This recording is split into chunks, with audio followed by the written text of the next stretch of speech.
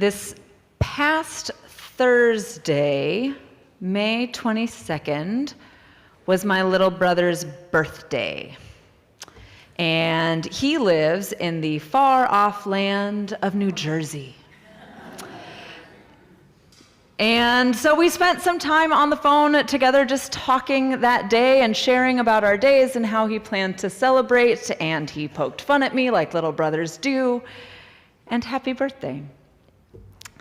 And this week has also been lots of end-of-year student showcases and project presentations and glitter everywhere that have us swelling with love and delight for the fruit of what we've seen grow in ourselves and in ones we hold dear, even as it means that my house has poster board paint on the floor that will not come off.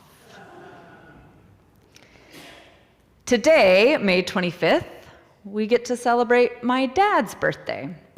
And he grew up and still lives here in Houston, so we will probably go out to our favorite go-to Tex-Mex place on Airline Drive, and then probably go back home for cake and singing. These are our days. And in the midst of these recitals and celebratory bouquets, someone's grandmother has died, and the news headlines rattle our worst fears and deepest heartache. And 5 years ago today, May 25th, George Floyd was killed by a white police officer, and people flooded the streets with anguish. So on days like these, I often wonder, what is Easter in such a world? Now is when the summer air gets thick and heavy, and honestly pretty gross even for a native Houstonian, and also holds the perfume of opening magnolia blossoms to keep and extend that sweetness hung invisibly and lingering around us.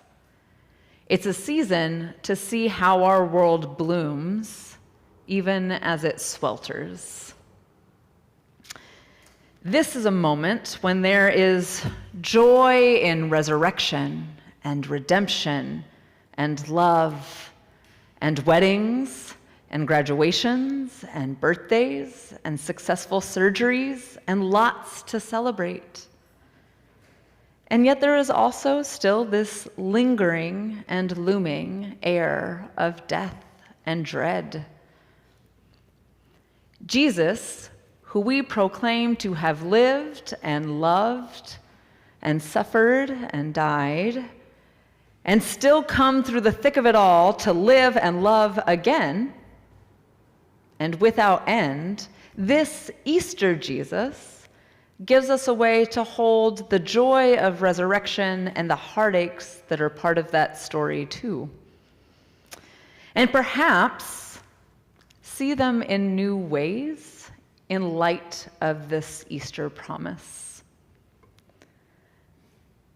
Jesus, while still facing the cross in these last moments with the disciples before his arrest and death and resurrection, promises them that this divine presence and love will remain true even when it isn't evidenced in a way that they've known before. It's kind of a double-edged blessing in my ears. And the disciples know that the stakes are high, and for all intents and purposes, they are likely to lose people and politics and probably more. Still, Jesus speaks of how God will continually draw near to us, even when the way that we have known those things best goes away or changes. Even when really big and converging things move from where we have built ourselves around them. Jesus says that he will arrive and go and return and dwell with us in love. And the part that we hear most about that is, I will go. And our fear and confusion about what to do with what's left. Because obviously not everyone in Jesus' audience is rejoicing about his going away to the Father. Otherwise, he wouldn't have said something about it.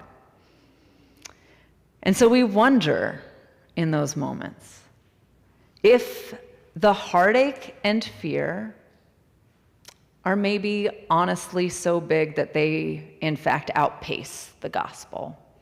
Or if they are set to grow to such a degree that God's love can be undone or would come up short. Jesus is one who tends to our trembling before we can even speak it, with peace and greatest generosity, and naming the fear so that we can set it down together.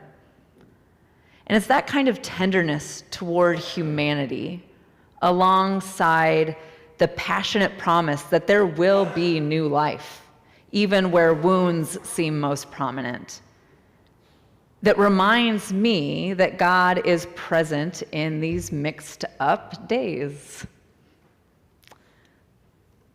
On Memorial Day, when we remember lives lived with love and sacrifice, and the cost of winning at all costs. On days when the children of Palestine are being starved and destroyed in the name of God, who are also not blessed or benefited in any way by harassing and killing Jewish people for their existence. And our need to be able to lament that together. On days when I feel that deep dissonance in my soul as I lament all those things in prayer and finance them with my tax dollars. On days when we insist too that our pain must be separate from each other, from God, and from all goodness. Jesus speaks of what this next new knowing of God will be like. One that shapes how we as Christians would face the crosses of our world. God will be an advocate, as one who supports and encourages and loves. The Spirit is one who will teach and remind and give. In Acts, the Spirit guides the people to a life of faith just finding its footing, and the women leading them. Hearing Jesus speak to who God is and was and will be, even and especially in the face of suffering, and to hear there a refrain simply of love, this is the lens with which I can look at the cross and believe that it's not there to prove that more blood or produced suffering will heal or redeem anything. Rather, I see there an embodied love that will not turn away. And that kind of love changes everything.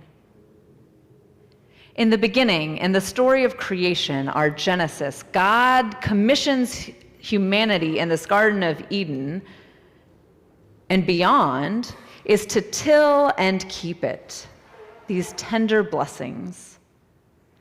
And so this love that Jesus speaks of as abiding love that dwells and keeps is less like a regimen to guard and obey, and more like a garden, active and rooted.